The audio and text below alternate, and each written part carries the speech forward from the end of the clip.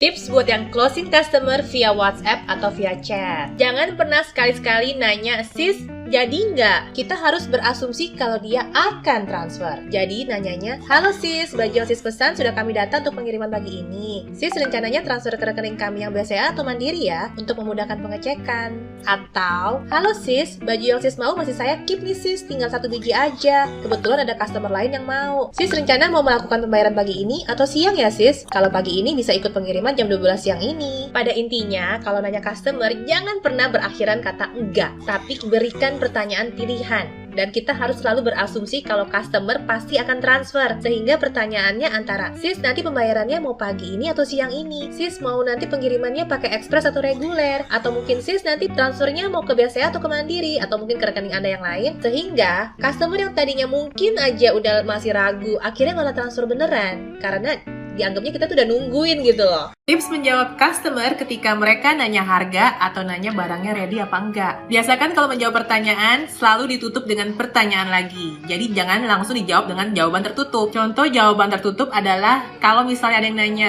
Mbak, barangnya ready nggak Mbak? Jawabnya cuma, ready Mbak. Udah diem aja, nggak ada pertanyaan lagi, nggak ada apa lagi. Nah, harusnya gimana dong? Kita mulai ya. Mbak, ini harganya berapa ya Mbak? Harganya 50.000. Warnanya yang ready sekarang ada hitam dan putih, Kak. Kakak mau ambil yang mana? Kakak, ini ready stock nggak Kak? Per hari ini ready, Kak. Kakak mau ambil warna merah atau warna pink? Kakak mau ambil 1 atau 2, Kak? Kalau 2 ada diskon loh, Kak. Mbak, untuk blusnya stoknya masih ada nggak? Kalau saya bayar hari ini bisa dikirim hari ini juga nggak Mbak?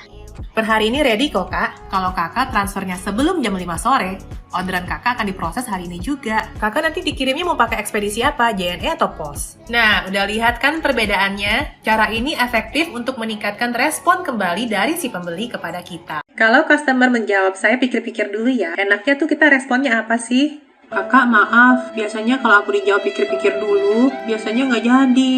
Kalau boleh saya tahu, yang masih bikin kakak ragu apa ya? Cuma buat masukan ke produk dan ke saya juga kok, Kak. Kakak nggak jadi beneran nggak apa-apa deh. Dari jawaban dia nantinya, silakan kalian tinggal arahkan lagi ke benefit, ke manfaat dari produk yang kalian jual itu apa. Sehingga kalaupun dia memang beneran pikir-pikir dulu, lalu tanya ke suaminya atau tanya ke istrinya, dia bisa menjelaskan alasan-alasan kenapa sih dia butuh banget sama produk yang kalian jual itu. Biasanya memang orang yang jawab pikir-pikir dulu itu antara dia lagi nggak punya duit segitu, dia merasa harga dan benefit produk yang ditawarkan itu tidak seimbang, dan yang ketiga nggak urgent. Kenapa gue mesti beli sekarang?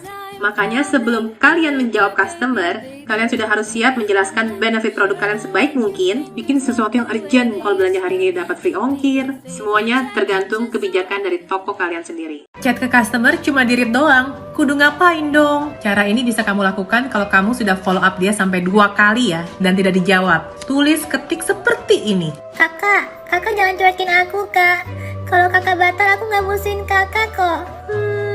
Gitu caranya. Customer itu sudah terbiasa kalau disapa oleh toko online shop, biasanya bahasanya baku banget. Dengan kita ngetik kayak gitu, justru karena beda, malah dia bales. Terus kenapa sih suka ada customer kalau jawab kita tuh jutek banget? Coba kamu perhatikan foto profile pic di WhatsAppmu. Jangan yang kayak lagi dark face, atau yang pakai filternya kebanyakan sampai hidungnya nggak kelihatan. Halus banget mukanya putih kayak setan. Sebisa mungkin sih pakai foto kamu sendiri yang professional look, dan juga nama di WhatsApp kamu juga harus di-set. Kalau misalnya saya Christina dari 101red.com, ya saya tulis Christinali101red.com. Biar kalau customernya kita tegur, dia juga inget, oh ini dari toko ini gitu. Di profile pic kamu juga bisa kamu tulis di fotonya ya, nama toko kamu. Gimana kalau customer jawabnya, saya tanya suami saya dulu ya mbak. Memang sih biasanya yang jawab kayak gini, rata-rata tuh cuma alasan aja. Tapi kalau ternyata beneran, kamu mau tanggung jawab.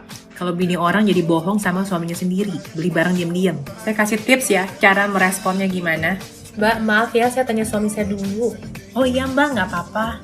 Suami mbak pasti seneng dia punya istri kayak mbak.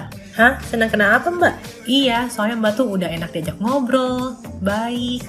Terus bener-bener menjaga amanah dari suami. Tiap beli barang apapun nggak asal beli. Pasti setidaknya mbak izin suami dulu. Itu artinya mbak bener-bener menjaga uang titipan dari suami. Dan mbak bener-bener menghargai kerja keras suami.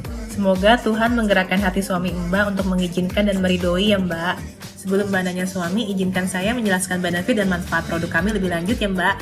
Intinya jangan pernah mencoba memanipulasi customer, membuat customer jadi durhaka gitu sama pasangannya sendiri, hanya demi produk Anda terjual. Jadi dari kemarin kan gue banyak kasih tips cara menjawab customer. Terus banyak yang komen, sis kalau jawabnya kayak gitu sih kelamaan sis. Gue itu udah bisnis online 11 tahun. Mulai dari ngeladenin customer sendiri, cari produk sendiri, bahkan packing produk mulai dari yang cuma 10 orderan per hari sampai 10 ribuan order per hari itu dimulai dari sendirian. Dan ketika meladeni customer pun juga gue sering ngetes kalau gue jawabnya kayak gini, dia tingkat closingnya lebih tinggi apa enggak. Sampai ketemu jawaban untuk menjawab customer yang perfect, itulah yang gue bagi-bagikan kepada kalian lewat TikTok ini. Kalau customer jawab, oke kak, saya pikir-pikir dulu ya.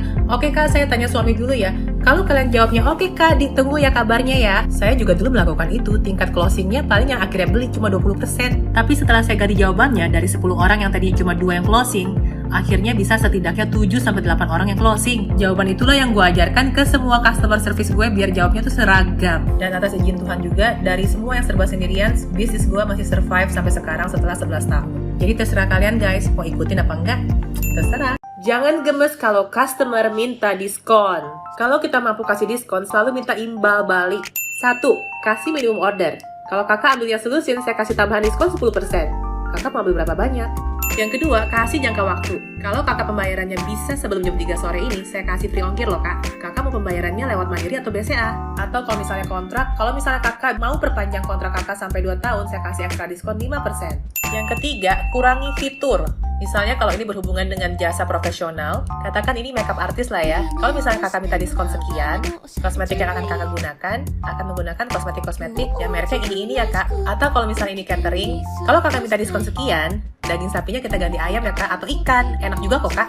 3 cara menjawab tadi silahkan kalian pilih atau kalian gabung-gabungkan, terserah. Kalau masih mental juga, minimal kalian tanya, apa yang membuat kakak meminta diskon sekian? Apakah kakak sedang membandingkan produk kami dengan produk yang lain dengan kualitas yang sama? Kalau iya, jelasin lagi bedanya apa.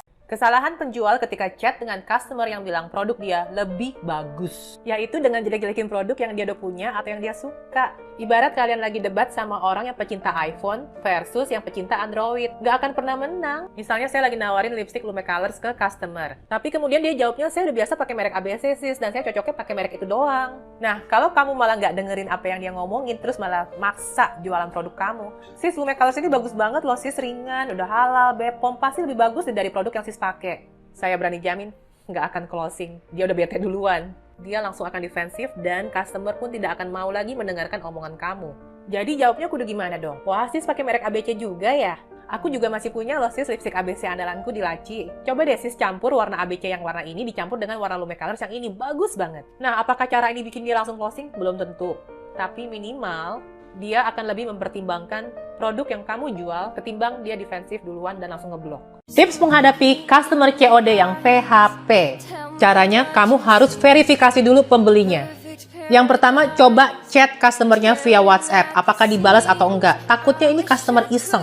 Yang kedua, cek alamat kirimnya, sudah lengkap atau belum alamatnya. Bisa juga kamu cek profil pembelinya, kapan dia join marketplace tersebut. Kalau akun baru, takutnya akun kelonengan atau akun bohongan. Dan sebelum pengiriman, bisa kamu foto dulu produknya untuk memastikan agar produknya itu sesuai dengan yang dia harapkan. Jadi nggak ada alasan lagi buat dia bilang produknya tidak sama dengan yang difoto. Tips buat para penjual yang melayani cash on delivery atau COD. Kalau misalnya pengirimannya ini si customer minta ketemu kamu langsung, minta titik temunya yang sama-sama enak. Dan usahakan jangan di tempat sepi, tahu-tahu dirampok loh. Kalau customer yang minta COD ini lokasinya jauh, bisa gunakan ekspedisi seperti JNT, Ninja, SAP, Si Cepat, Pos yang memang melayani pengiriman COD. Nah, kalau kamu terima orderannya di marketplace dan COD, langsung segera konfirmasi ke customernya. Karena kalau kita lama responnya, customer bisa jadi akhirnya sudah pilih COD dari tempat lain, sehingga ketika barangnya kita kirim, ya mas, saya udah keburu pesan dari tempat lain, mas lama sih. Nah, biar nggak ribet ngitung ongkir COD-nya, kamu juga bisa buka toko di marketplace yang memang sudah bekerja sama dengan ekspedisi yang melayani COD. Seperti Shopee, Tokopedia, Bukalapak, karena ongkir langsung akan tertera otomatis pada saat customer check out. Kalau customer mau COD karena biar ongkirnya gratis, minta dia aja ngambil sendiri barangnya di tempat kita. Emangnya kalau kita nganterin ke dia nggak butuh transport apa?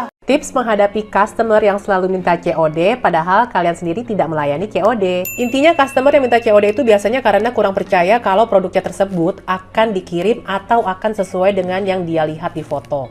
Jadi selalu yakinkan customer dengan memperlihatkan foto bahkan video dari produk tersebut sehingga dia yakin. Kalau kamu yakin dengan kualitas produkmu, harusnya kamu nggak takut kasih garansi retur 100%. Yang kedua, selalu kasih foto asli dari hasil jepretan handphone, bahkan video-videonya, atau foto-foto dari ulasan pembeli yang sudah pernah beli. Yang ketiga, kalian bisa bilang, kakak kalau masih ragu dengan kualitas produk kami, bisa membeli produk kami via marketplace. Karena kalau di marketplace seperti Tokopedia, Shopee, kalau misalnya barang sudah sampai ke kakak dan kakak mengajukan komplain, dana yang kakak transfer ke marketplace itu kan nggak akan diteruskan ke kami loh kak. Bahkan kakak bisa kasih kami rating bintang 1 jika kakak tidak puas dengan produk atau layanan kami. Sehingga bisa bikin pelanggan lain di toko kami kabur loh. Makanya kak, kami sangat menjaga sekali agar produk yang kami kirimkan itu sesuai dengan harapan kakak.